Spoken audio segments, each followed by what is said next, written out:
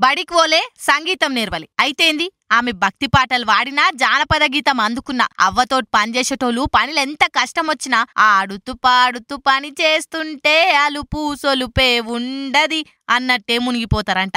ఒక్క ముక్క అక్షరం రాకున్నా పెద్ద పెద్ద డిగ్రీలు లేకున్నా కష్టాన్ని ఇష్టంతో నేర్చుకుంటే ఎన్నటికైనా గెలవచ్చు అని నిరూపించింది కదా. భక్తి శ్లోకాలు జానపద పాటలు వాడుకుంటేనే పేరు సంపాదించి ఇప్పుడు జాతీయ అవార్డుకి ఎంపికైంది.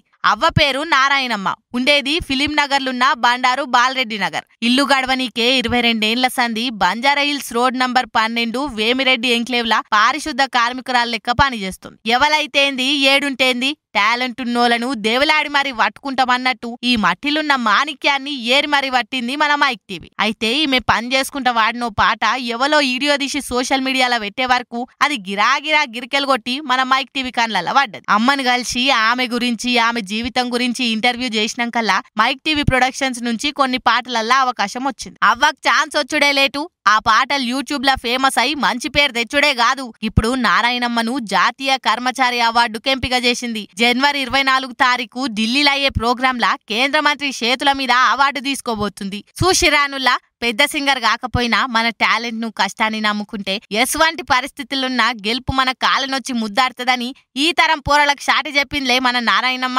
వా నువ్వు తోప్పో అవ్వా.